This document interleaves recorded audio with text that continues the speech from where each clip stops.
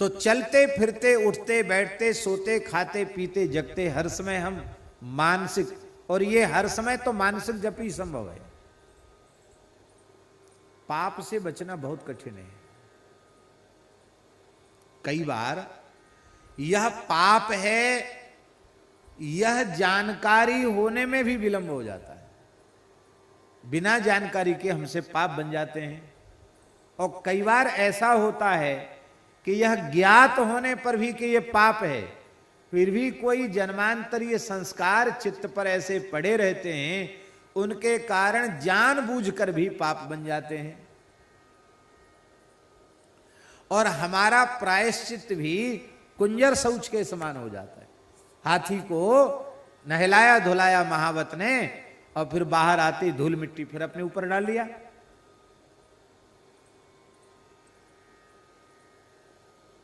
पाप से कैसे बचे, इसके संबंध में गुरुजनों ने कृपा पूर्वक बताया है। पाप की वृत्ति सबसे पहले मन में आती है, मन के बाद वाणी में आती है, वाणी के बाद फिर क्रिया रूप में परिणत होती है। पाप की वृत्ति सबसे पहले मन में आएगी, मन के बाद वाणी में आएगी, वाणी के बाद क्रिया में आएगी। इसका मतलब है हम अपने मन को सावधान कर देंगे तो आगे पाप की वृत्ति आएगी ही नहीं। मन से निरंतर नाम जप करने वालों का मन निरंतर पवित्र रहता है। उस पवित्र मन में पाप की वृत्ति के प्रवेश करने की सामर्थ्य ही नहीं होती है। और निरंतर मानसिक नाम जप से जब मन पवित्र हो जाता है, मन यहां केवल मन का बोधक नहीं है, अंतःकरण चतुष्टय का बोधक है। पूरा का पूरा अंतःकरण पवित्र हो जाता है मानसिक नाम जप से। और जब अंतःकरण पवित्र हो जाता है तो वाणी अपने आप पवित्र हो जाती है, और मन वाणी के पवित्र होने से क्रिया अपने आप पवित्र हो जाती है। इसलिए मानो 3 बार राम नाम, राम राम रमु, राम राम रटु, राम राम जपु, ये 3 बार कहकर मानो गोस्वामी जी कह रहे हैं मनवाणी क्रिया से तुम राम नाम का आश्रय लो। क्योंकि मन में जब राम नाम होगा तो वाणी में भी राम नाम आ जाएगा, फिर क्रियाकलाप में भी भगवान नाम आ जाएगा। पूज्य श्री प्रेम भिक्षु जी महाराज, श्री विश्वनाथ जी खूब परिचित होंगे, संभवतः दर्शन भी किया होगा आपने, हैं? हाँ, तो आप तो मिथिला के ही हैं, और मिथिला की ही वो दिव्य विभूति थे प्रेम भिक्षु जी महाराज। एक बार किसी ने उनसे पूछा, आप पाप किसे समझते हैं, पाप क्या है आपकी दृष्टि में? तो श्री प्रेम भिक्षु जी महाराज ने कहा, राम नाम के अतिरिक्त कुछ भी सुनना और बोलना मेरे लिए महापाप है। राम नाम के अतिरिक्त कुछ भी सुनना और बोलना मेरे लिए महापाप है। ये इस प्रकार से मन और वाणी और क्रिया से निरंतर श्री नाम का आश्रय लो। नाम जप में हमारी प्रवृत्ति हो, इसके लिए महापुरुष लोग कई बार साधकों को नियम दे देते हैं। जैसे कई महात्मा नियम देते हैं, 21,600 श्वास 24 घंटे में आती है, तो कहते भैया तुम 25,000 नाम जप करो, कम से कम एक एक श्वास को एक एक नाम समर्पित हो जाए, कुछ भूल चूक लेनी देनी, तो 21,600 की जगह 25,000 नाम जप रोज करो, ऐसा कर देते, 25,000 करो नाम जप। अथवा लोग अधिक अधिक नाम जप भी कर लेते हैं, लाख लाख संख्या में भी 2-2, 3-3 लाख नाम जप भी करने वाले लोग होते हैं। वह नियम का निर्देश महापुरुषों के द्वारा केवल इसलिए किया जाता है कि नियम के आग्रह से कुछ उसका भजन हो जाए, और भजन होते होते, स्मरण होते होते उसे नाम का स्वाद आने लग जाए।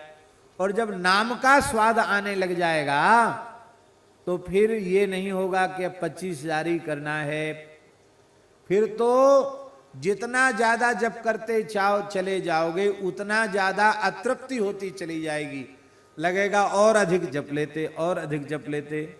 श्रीमद् चैतन्य महाप्रभु के पार्षद श्री नामाचार्य श्री हरिदास ठाकुर वे 22 घंटे तक उच्च स्वर से महामंत्र का कीर्तन किया करते थे, 22 घंटे तक।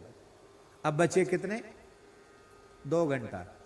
2 घंटे में खाना पीना सोना सारा व्यवहार 2 घंटे में। आजकल के लोग तो विश्वास ही नहीं करेंगे कि अरे भाई डॉक्टर कहता 6 घंटे से कम मत सो, ये है वो है तमाम। सिद्ध बकुल जगन्नाथपुरी में जगह है जहां बैठकर वो भजन करते थे, आज भी वो बकुल वृक्ष है। जिनके शरीर को समाधिस्थ स्वयं श्री चैतन्य महाप्रभु ने अपने हाथ से किया, जिनके कांधा उत्सव का भंडारा स्वयं महाप्रभु ने भिक्षा मांग करके किया, ऐसे अद्भुत भाग्यशाली नामाचार्य श्री हरिदास ठाकुर।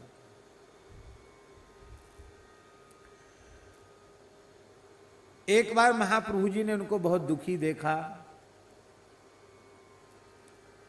तो महाप्रभु जी ने पूछा कि हरिदास जी आप बहुत दुखी क्यों हैं? तब उन्होंने कहा कि भगवान, वो 22 घंटा भजन करते वो बात उन्होंने नहीं कही। उन्होंने कहा हमारा 2 घंटे का समय जो बर्बाद हो जाता है, इस शरीर के खाने पीने में चला जाता है, भोगने में चला जाता है, उससे मैं निरंतर दुखी रहता हूं। ये 2 घंटे का समय हमारा बर्बाद क्यों हो जाता है? पूज्य पंडित श्री गया प्रसाद जी महाराज, गिरिराज जी वाले बाबा सरकार, उनसे किसी साधक ने पूछा, ये बात बाबा श्री ठाकुरदास जी के द्वारा दास को बताई गई। पंडित जी से किसी ने पूछा कि आपकी दृष्टि में साधक का लक्षण क्या है? तो श्री पंडित जी ने कहा 23 घंटा 59 मिनट 59 सेकंड भगवान का स्मरण करता हो और 1 सेकंड के लिए भगवान को भूल जाए, उसे हम साधक नहीं समझते। क्या कहा? फिर से सुन लो। 23 घंटा 59 मिनट 59 सेकंड भगवान की स्मृति बनी रहे। अब बचा कितना? 24 घंटे में 1 सेकंड बचा। 1 सेकंड के लिए भगवान भूल जाएं, कहते उसे मैं साधक नहीं समझता। एक तो ये परिभाषा साधक की बताई पंडित जी ने। दूसरी परिभाषा पंडित जी ने साधक की बताई कि साधक स्वतंत्र नहीं होता और स्वतंत्र साधक नहीं होता। ये वाक्य तो महाराज जी इतना अद्भुत है, परमहंस जी महाराज, बहुत अद्भुत वाक्य है। पंडित श्री गया प्रसाद जी महाराज का वाक्य, साधक स्वतंत्र नहीं होता और स्वतंत्र साधक नहीं होता। हरि गुरु संतों के अधीन वेदादि शास्त्र भगवान की वाणी ही है, उनके अधीन जिनका जीवन होता है, भगवत भागवत पारतंत्र जिनके जीवन में होता है, वे ही साधक होते हैं। और जो स्वतंत्र होते हैं, अरे हमारे ऊपर कौन है, वो कभी साधक नहीं हो सकते।